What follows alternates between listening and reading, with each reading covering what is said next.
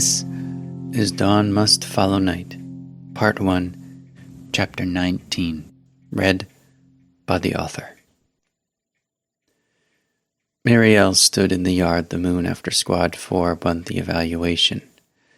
Next to him, Meredith betrayed no emotion. The faces of 38 expectant students stared at them, plus their instructors. They were waiting for one more. He had been one of the last to go down, and the amount of poison in his system delayed his revival.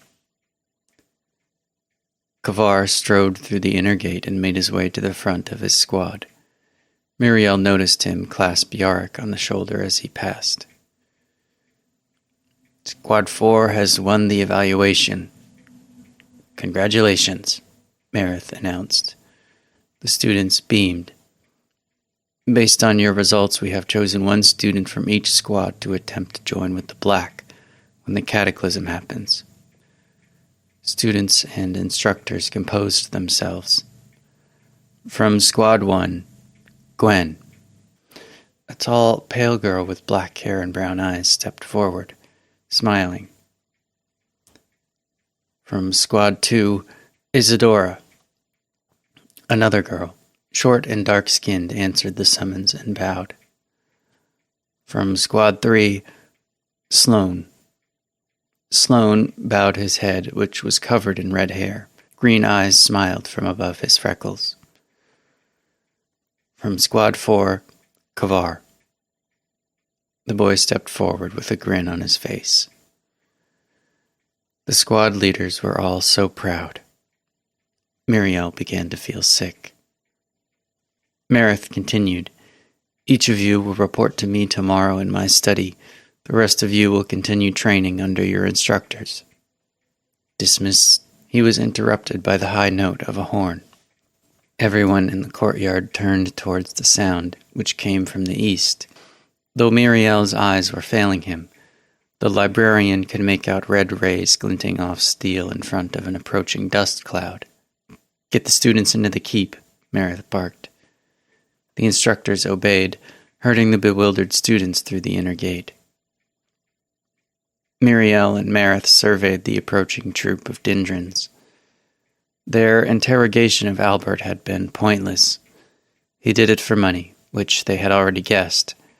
Half was paid to him by an anonymous traveler in Seagrim, and the other was to be paid upon the destruction of the gate. The most troubling piece of information was that Albert had been told exactly where to find the diagrams for a bomb in the Forbidden Library, as well as where to collect the materials to make it, which meant whoever hired him was familiar with what was in the Forbidden Library. What are you going to do? I don't know, Percy.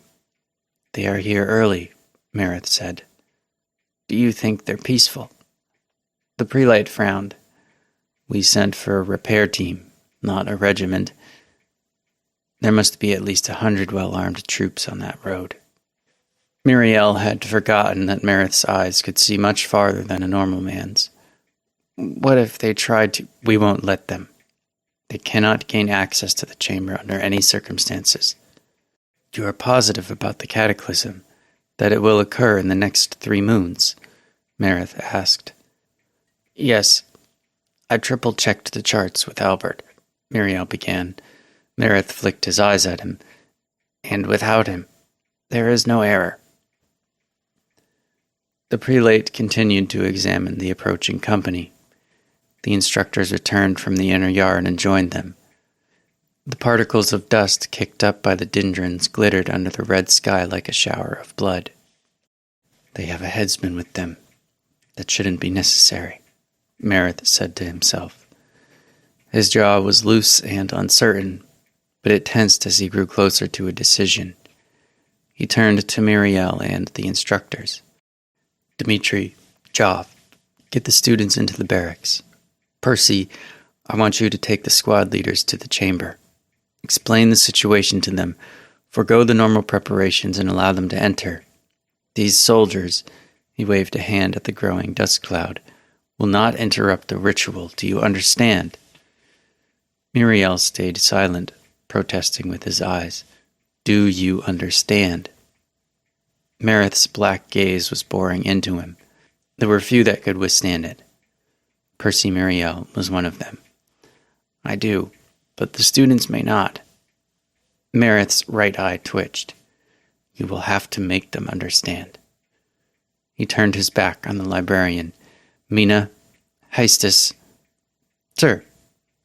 The two instructors snapped to attention. Remain here with me. We will welcome this party from Dindra. Sir. They moved to stand at his side, but Muriel was in their way. The old librarian shook his head and pushed between them. He was not planning to defy the prelate's orders, and they were probably the best course of action given the circumstances, but that didn't make what came next any easier.